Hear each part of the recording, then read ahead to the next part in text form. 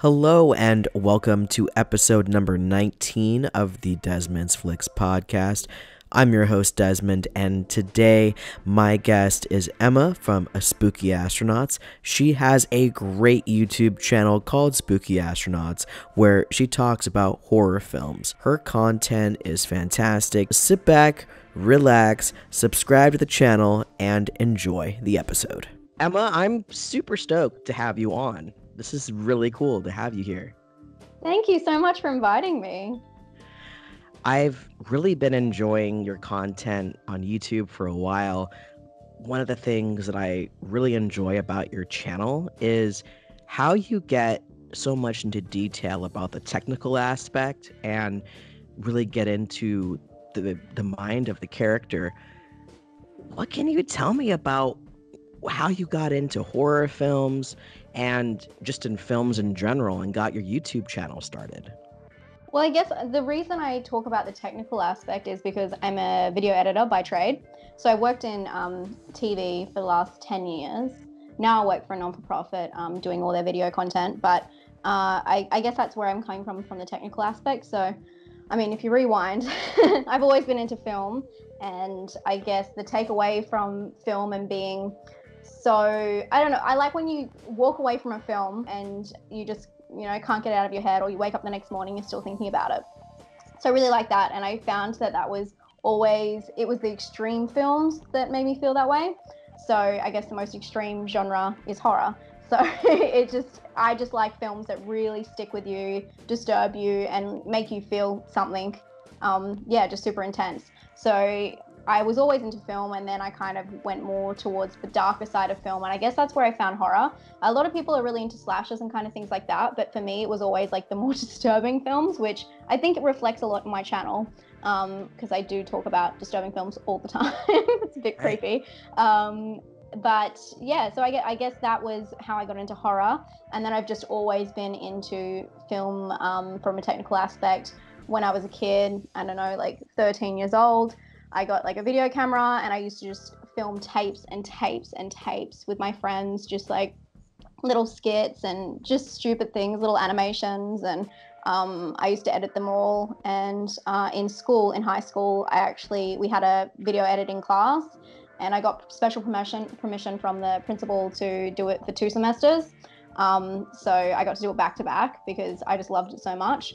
And luckily I just went straight from high school straight to film school, and then from there I went and did my bachelor's in film. So I've just always wanted to do it. When people don't know what they want to do in life, I've never had that issue. I've always known what I wanted to do, and luckily it worked out for me, because for a lot of people it doesn't work out.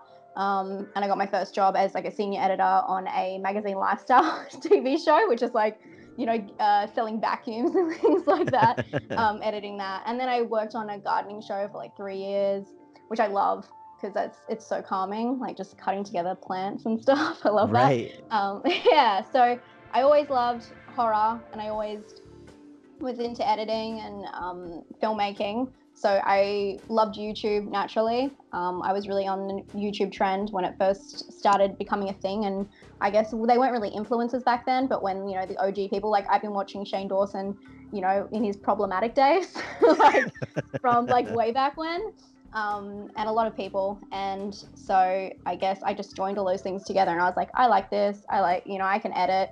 I can't speak very well. I'm sure you can see this. And all my lives, I just talk like word salad. I'm not actually a really good public speaker by any means. It's all in the editing. So I would just put it all together, and I thought I'll just give it a go. And that's kind of where it all started. That's awesome. And as you were talking about that, it totally reminded me of how I grew up, because for me, it was getting into graphic design. And I always knew I wanted to be an artist, and started to take classes in high school about graphic design, went into college, went straight into art school, came out and became a graphic designer.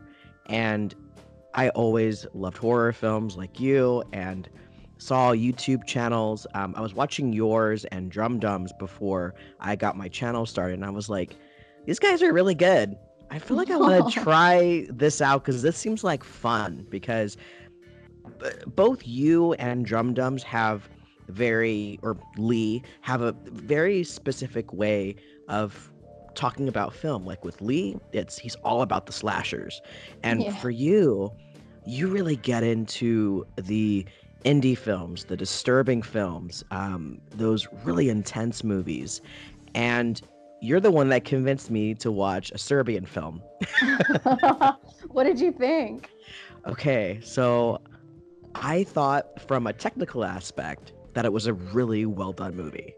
Mm-hmm. And I wouldn't say that I enjoyed it, but but I have to admire the fact that the director was like, I'm gonna do this, I'm gonna go for it, and that's it. And the actors are really great. The overall sense of the film and the tone, it was really good. I felt pretty gross after I watched it and Yeah. never wanted to watch it again. But it was still a fantastic film. And I look for movies like that too, that really get under your skin and you feel like you need to like scrub your brain after you watch it. Yeah, I think my channel, what I wanted to make a YouTube channel that I would watch. And I actually don't, well, before I started, I didn't really watch any horror on YouTube, any horror reviewers or any reviewers really. And I've only started just watching my friends as I go.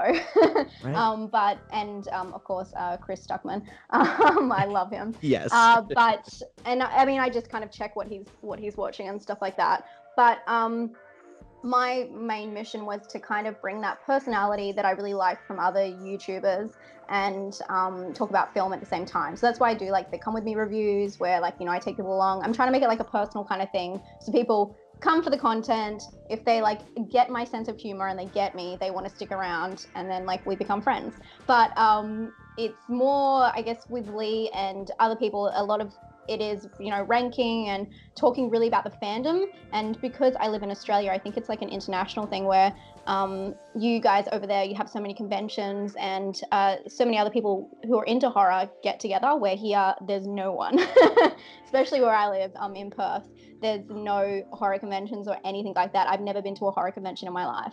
So Oh it's more like, no. yeah, I You know, gotta right? go to one. Yeah, well, it's more like discovering the films yourself, and I just wanted to make a channel where people like me who are sitting at home alone and don't have any other friends who are into horror, they can watch it and be like, oh, I didn't know about this movie, I didn't know about this movie, and give people some new things to watch. Where I know a lot of people now, as my channel's grown, they're really interested in what I think about, like Godzilla or Brightburn.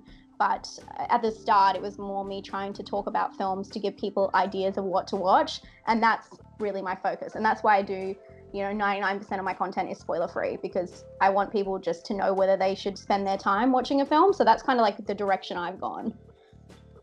Yeah, and I absolutely have fun watching your Come With Me videos.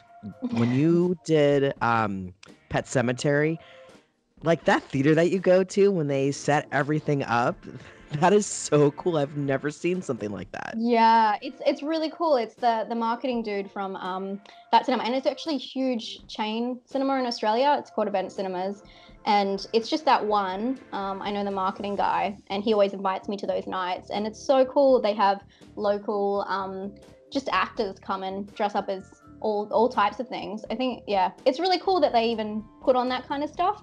They did one for us as well, and that was really cool Oh because they got a yeah. lot of like the big posters and props and stuff over from the eastern states. But yeah, I think it's cool that people still care about horror, but it is such like a lonely thing here where you care about it and you kind of all go to the cinema and everyone sits alone and like enjoys Right. the moment, but there's no real, I don't know, get together community. Right. Um, but what's great is you've been able to build your own community around your channel and on social media. Yeah, totally. And that's what it's all about. When I started, I didn't really know what I was doing. I was like, oh, I'm going to give this a go. Like, I like YouTube, I like horror movies, I know how to edit videos, put it all together and do it for a month and see how I go. And since then, I've done 2 videos every single week. I think I've missed 1 video like in a week, but I've done, I have never stopped. and that's 4.5 years. So I think that was like, it's been a long That's journey. impressive. Yeah, it's been a long, long journey. But I didn't expect the community the way it is. And just the audience, the people are so cool. And I don't think people realize how much I remember them. I have so many, I don't know, people all over the world that you just remember their names and their little pictures. And then when they pop up years later, you know, just commenting like, oh, great review, your heart melts because people have stayed with you this whole time. It's so cool. I've gotten to know some really cool people, and through, I don't want to like say my Patreon, but through my Patreon, some of my, like, you know, the people I talk to the most, they've got to know each other and they've gone and hung out with each other. So it's really cool. Like, you're making friendships and real life friendships for some people. I did a meetup in Melbourne earlier in the year, and these two girls showed up that I've been talking to for ages on Instagram, and they ended up hitting it off like they were the exact same. They love the same kind of films and stuff, and they just sent me a picture the other day. They went to the movies together. It's so fun that Oh, you that's can so make those sweet. Yeah, it's awesome. And that's something I really didn't expect. Like, I really didn't expect people to become friends with each other. And I stalk a lot of people who follow me on Instagram as well. And I can see they're following each other a lot and commenting on each other's photos. And it's so cool. Like, it's amazing. And one of the things that I've noticed about the horror community is that there's some of the nicest people in the Oh, horror yeah. community. Yeah. No, I mean, I haven't really been in any other community on YouTube, but with horror, it's so easy to make content because there's so much of it. Like, you're never going to run out. I don't run out of any ideas. I have Right. so months and months, and then new releases come out, and there's always something to talk about. So I feel like with horror and horror fans, there's always something really, like something everyone will have an opinion on. Right. Yeah, which I think is really cool. It's a really cool bond. You can strike up a conversation about anything because you know that you've definitely seen some of the same films, and you may not have the same opinion, but it's a really cool thing to discuss. Oh yeah, absolutely. And I wanted to ask you, we're about 6 months into this year, and you've seen a lot of movies this year. So far, what would you say is your favorite horror movie so far for 2019? I mean, it would definitely be Us. I saw Us 3 times in the cinema. Followed by, and I'm going to get into so much trouble for saying this, I don't know if you know this, Lords of Chaos. Have Oh you seen? yeah. Do you Yeah, know? I've seen it and I watched your review and And have you seen my hate, my threats? yes. People hate me because of it. And I kind of like, for people who are listening and you don't know, Lords of Chaos is, it's about Swedish black metal. I hope I said that right. I'm going to get crucified. Norwegian black metal. Norwegian, sorry. One of the, God, I already messed it up. One of the guys is Swedish, though, in the band, so you can give me that. They're close countries. I went there last year. Love them. Anyway, but it is like based on a true story about a metal band, and it's played by all Americans, except for one guy. I think he's Norwegian in the film, but it's played by primarily Americans. People were not happy with it. People thought, I don't know if they thought it glorified it or it changed some of the main characters' motives or whatever. It's such a long rabbit hole to go down, and a lot of people were not happy when I put out my review, and I was expecting it, but I liked the movie so much I didn't care. And I actually put for my thumbnail like me giving like the devil horns because I thought it was silly, and people don't get my sense of humor. I'm making fun of myself in it because I'm obviously like not a metalhead or anything like that, and not that anything's wrong with that. I'm just trying to be like a funny, like, white girl making fun of herself, pretty much. But people did not take it very well, and yeah, it kind of went down in flames. But it's still like one of the most viewed videos I've had this year, so I'm fine with it. I stick by my opinion. But I love that film. Did you like it? You're gonna say you hate it. Oh, I know. I loved it. Okay. I really love that movie. It was so well done. I did a review of it too a while ago, and it's one of my favorites. It's one of my favorites. But yeah, I saw like the reaction to both your review and Lee's review, and it just kind of blew my mind. Like, guys, come on! Like, not everyone knows about Norwegian black metal. I mean, that's such a niche thing. Yeah. Not everyone knows this backstory. It's a Yeah. movie, and they're But movie as well, yeah, reviewers. it is a movie. And I think that that was the main thing that people were missing who came over from the metal community, because they were saying, you don't know anything about this movie, blah, blah, blah. But there's a lot of horror that is solely based on, and I say in quotations, fact, like Amityville or The Exorcist. These are real stories about people who are really hurt. Exorcism of Emily Rose, all those kind of films, loosely based on the truth. If anyone's going to know if something's loosely based, like, it's horror fans. Everything is loosely based. And yeah, I just couldn't understand why people got so mad, especially after I watched the film. I wanted to go in blind, and I'm glad I did. But after I watched it, I went and watched all the documentaries that people recommended and all that kind of stuff. And the story, and I hate saying this, but it's so true, the story isn't that far off. And the fact that people Right. were getting so mad and saying it was all to make money and all that kind of stuff, it was not that far off. I would say, like, Bohemian Rhapsody, the film that was that this year? That was this year that That came out. was Or was it last 20. year? Oh, 2018. 2018. God, I always I keep getting this year and this year and last year mixed up. That was more, like, the timeline is completely off of that film. There's so many things in that film that don't make sense with actually what happened in reality, but people let it go. So I don't understand why. It's just the fandom is just so insane that they just don't want anyone else to talk about something that is theirs, but they also don't like the film, so they won't let anyone like it. It's so weird. Yeah, it was dark. Yeah, and I feel like it's great that you stick to your guns. That's what you got to do as a Yeah. reviewer, is be authentic with your views and say, yeah, that's how I feel about it, and I'm not gonna change my opinion. And I got some flack for doing my Serbian film review, because I said, you Yeah. know what, this is a really well done movie, and yeah, I'm not saying that it's an enjoyable film, but guys, chill, it's still a Mhm. film. Yeah. No, I get those comments every day, because for people who are listening, if you don't do YouTube, when your comments come in, it comes in by recent order. So we don't go into the video and see all the comments. It kind of comes in floods, depending on who's watching what. And I get probably a comment every single day, no joke. I don't know when I did the Serbian film review. It must have been last year.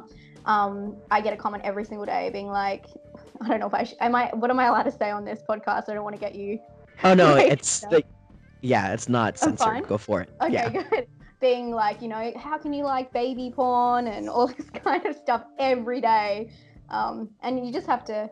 It definitely makes you stronger. I don't want to say that comment makes you stronger, but it definitely makes you worry about the comments a lot less when you see how many people are just there to say their part without actually watching what you have to say or taking into consideration what you have to say, which is a huge thing.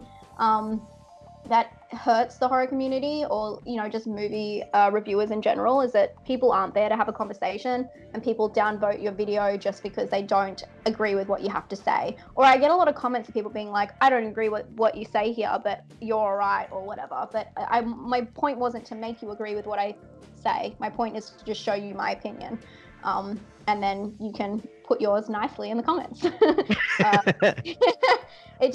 People either get it or they don't get it, and I'm sure you get a lot of comments of just people just mouthing off for no reason. People are very angry all the time.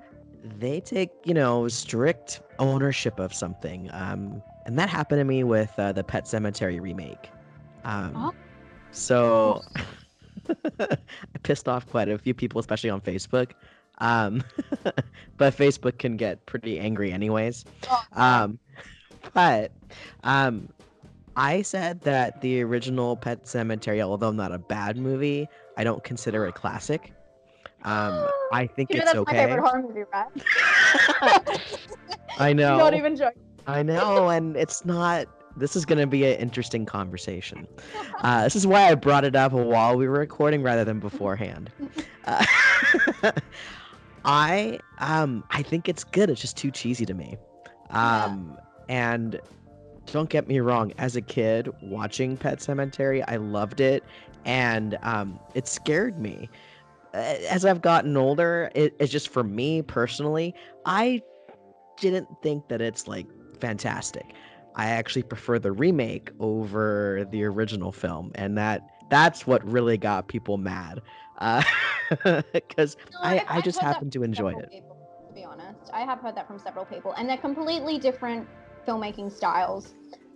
They're different films. They're completely different films. And the thing is, have you read the book? Not to like be like, have you read the book? But have you read the book?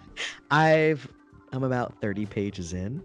You need to. Well, you know, Michael C. Hall. Do you know Michael C. Hall, Oh Dexter? yeah, Dexter, yeah. Dexter. He does this amazing audiobook like reading of it, and it's so Oh. good. If you haven't signed up to Audible, do that just for like the free trial and just listen to that because it's so good. And you'll whiz through it that way. But Sounds awesome. Okay, I'm checking that out for sure.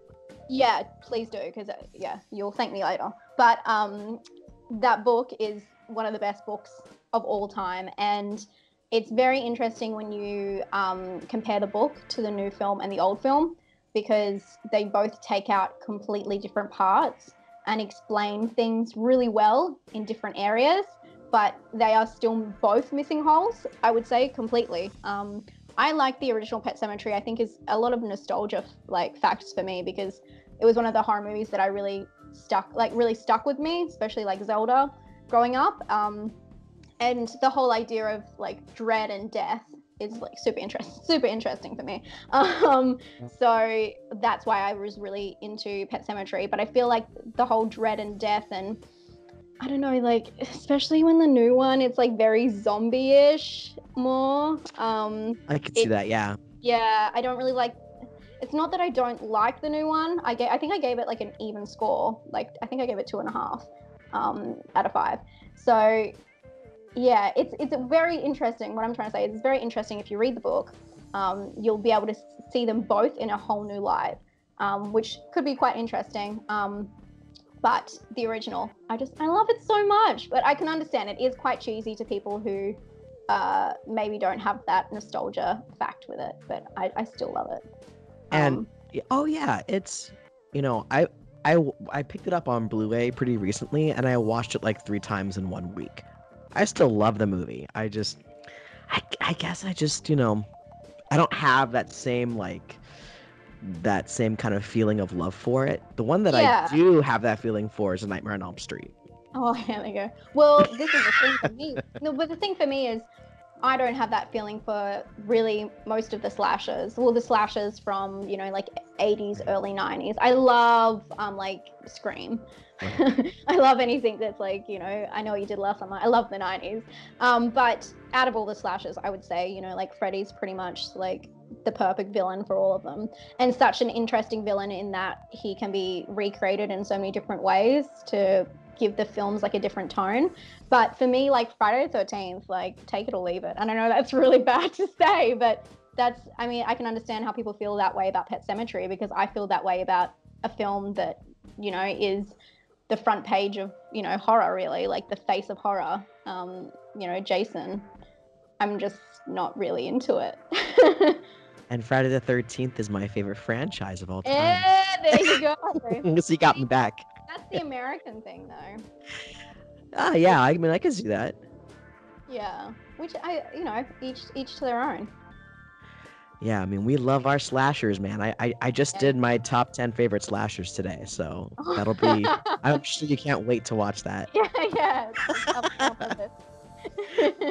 But I did include one new French Extremity film in there, so. Oh, okay, interesting. I love new French Extremity films.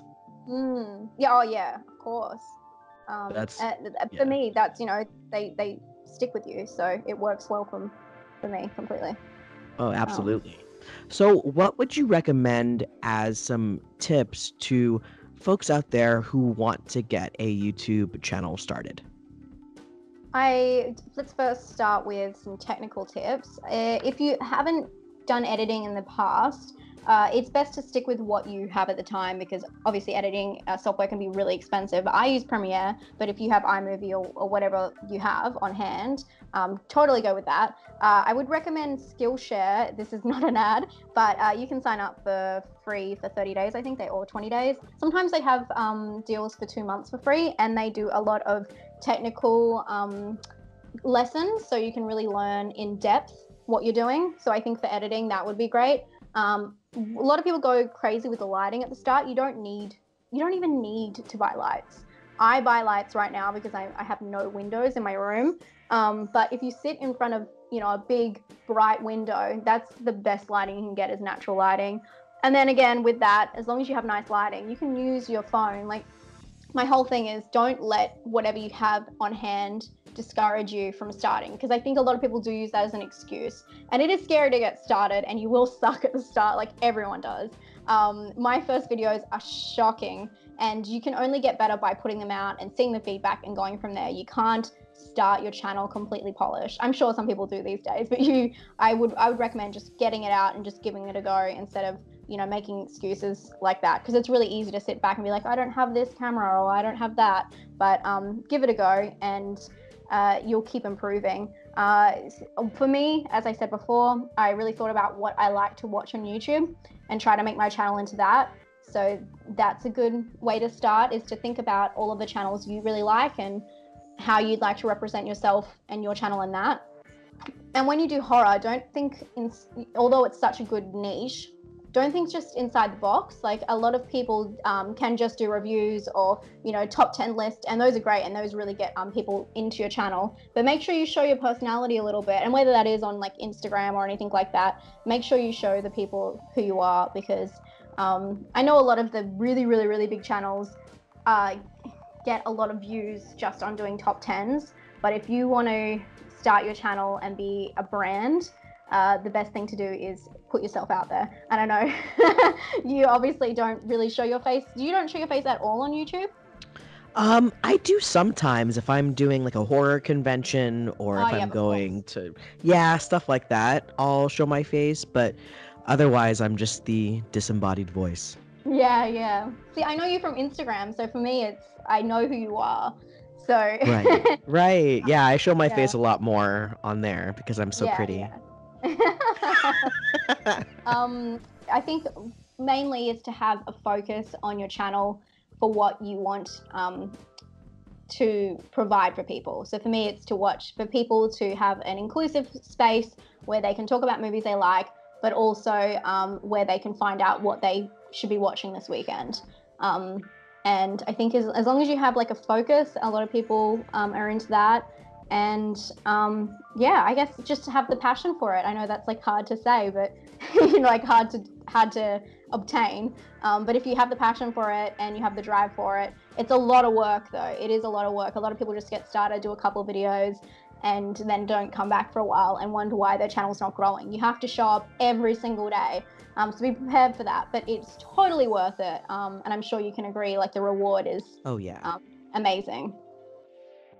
Absolutely. And also, I mean, I totally agree with your comments about use what you have at your Mm, disposal. When I started my channel, I did my voiceovers on my phone, and I recorded the video footage off my TV with my camera on my phone. yeah. And that's the thing, it's all about content. Oh, of course, like production quality and all that kind of stuff looks great, but people watch YouTube because they want to see real people, and that's what started YouTube. I know now there's a lot of higher production channels and all that kind of stuff, but people really don't care as long as they can hear you clearly, and they understand what you're trying to convey. It's not all about having high production value. Oh yeah, I mean, it's all about the content. It's all about, your knowledge on that content. And if you're having fun, people can tell when you're enjoying what you're doing and when they don't. And if you're having fun doing what you're doing and you show a passion for it, that comes through in your videos as well. Yeah, completely. Totally agree. Yeah, This we can agree on. the one thing in this entire episode. I'm kidding. You're funny. And I'm so stoked to have you on here. This has been so much fun talking to you. And I always really enjoy your videos. I always really enjoy every one of your reviews, and I want to thank you for coming onto the podcast.